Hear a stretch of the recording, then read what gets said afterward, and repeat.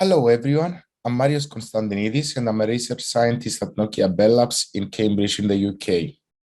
I will present our position paper that summarizes a stream of research on the future of hybrid meetings and highlight future research directions in this area. Meetings are typically considered to be the fuel of an organization's productivity. It's one of the most common practices where people come together to discuss ideas and make collective decisions. But there are times that we find meetings to be ineffective or unproductive. We've all been stuck in bad meetings. And typically it goes like this. You arrive on time to find out that the meeting will be delayed.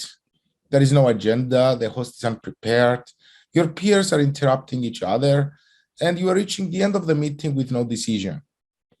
And this is just an example of how different things could go wrong in a meeting. On top of this, we are now faced with new challenges. The picture on your right shows an in-person meeting, while the picture on your left shows an online meeting. And clearly you can see that the dynamics between these two settings are completely different. When we move from the offline world to the online one, we have new ways of coordinating, collaborating, and communicating. And that is why with colleagues at Bell Labs, we started asking questions about what makes meetings effective and productive, and how we could design technologies to help employees navigate between offline and online worlds, and in turn augment their meeting experience.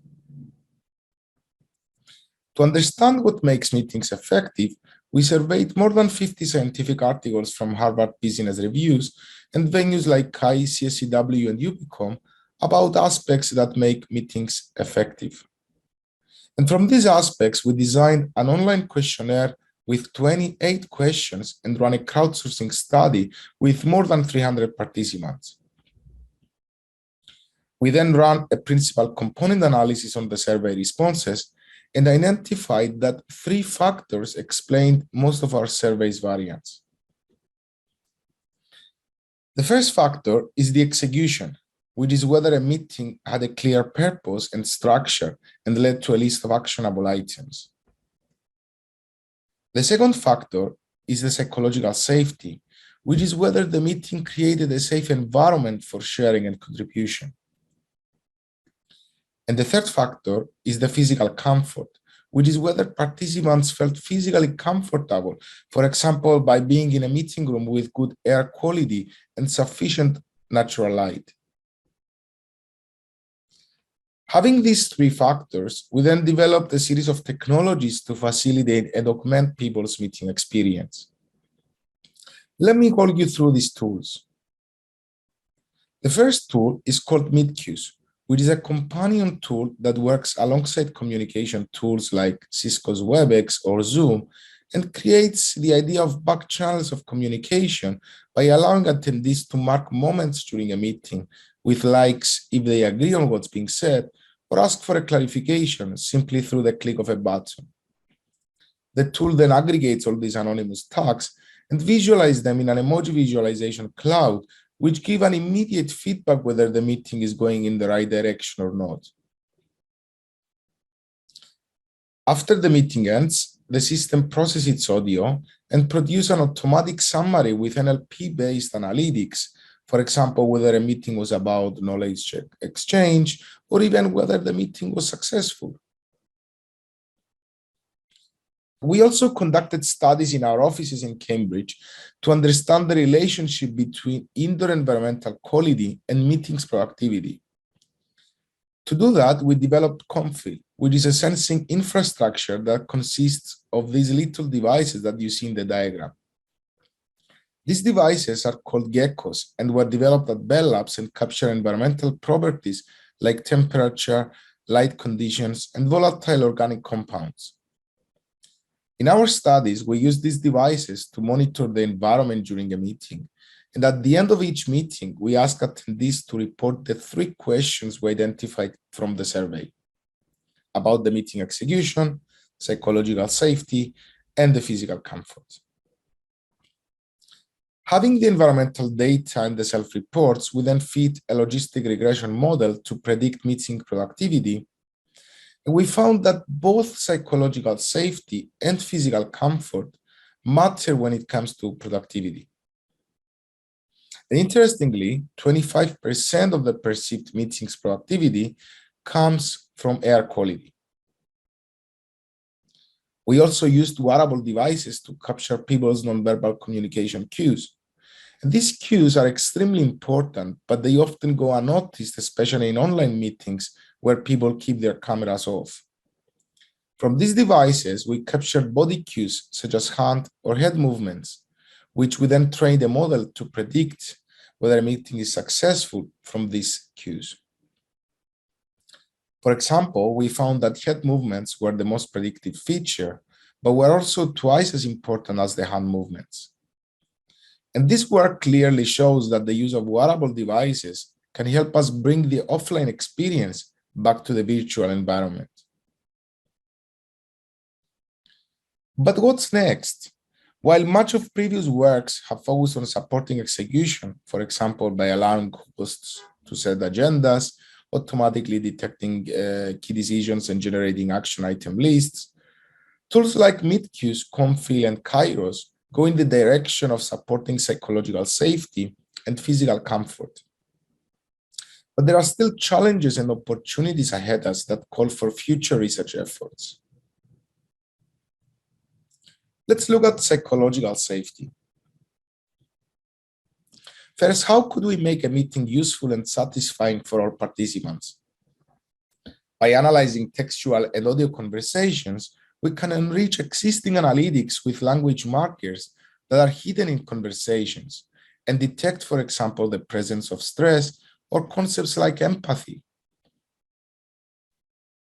Second, how could we ensure that all participants give and receive appropriate levels of attention? As turn-taking and balancing conversations helps to cultivate a safe environment for contribution, future meeting tools could provide indicators about speaking up time. And finally, how could we enable all participants to feel and make others feel comfortable?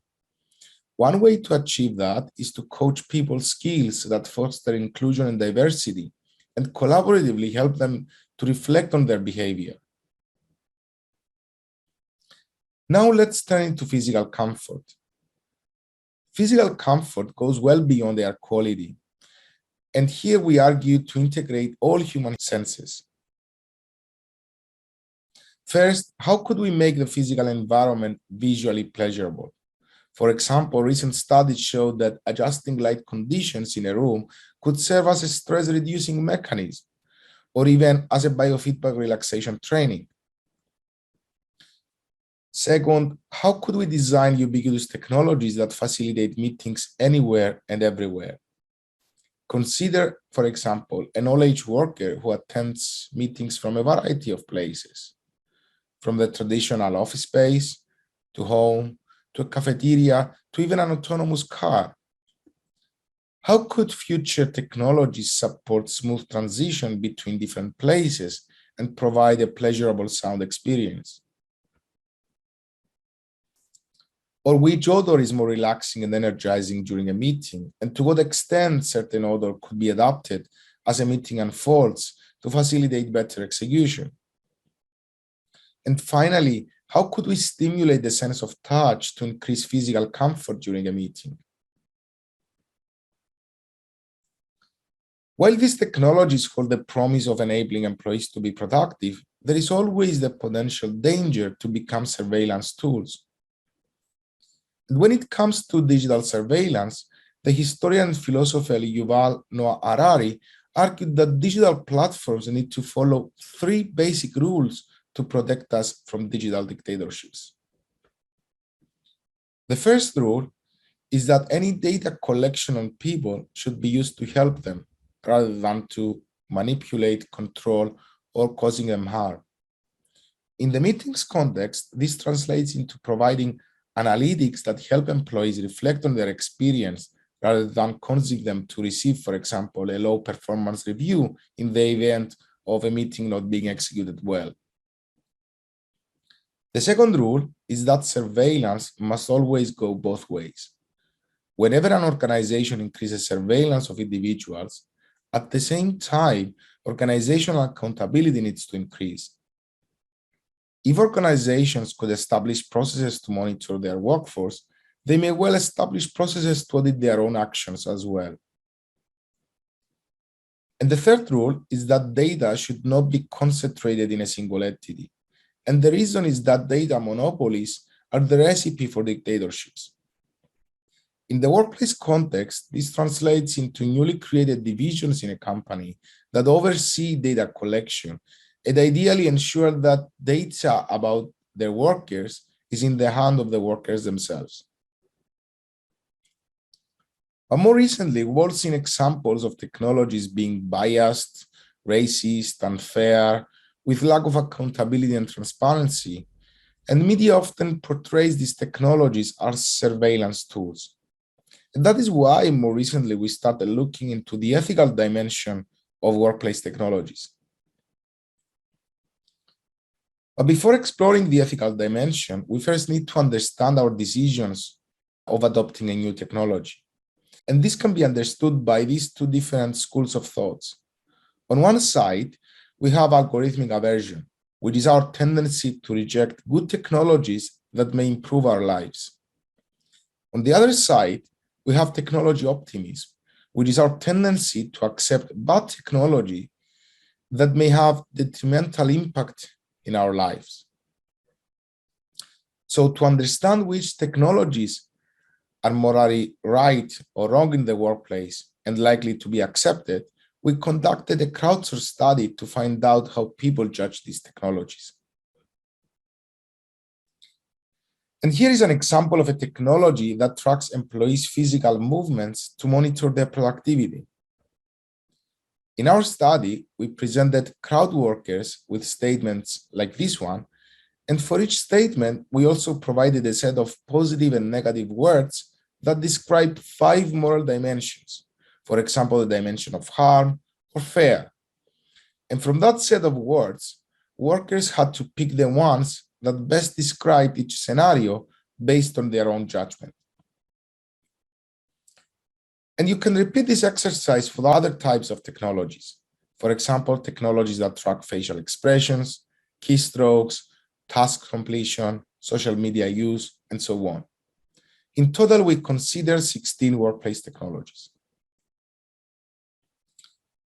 And once you have hundreds of workers judging these technologies, you can then aggregate their judgments and start drawing patterns of what is considered to be morally right or morally wrong. Here's, for example, by counting the positive and negative words for the 5 moral dimensions, we developed a metric that captures the extent to which a technology is wrong or right. And the higher this metric's value, the more wrong a technology is. In this particular example, a technology that tracks physical movements was judged to be wrong, whereas tracking work emails was on the right side.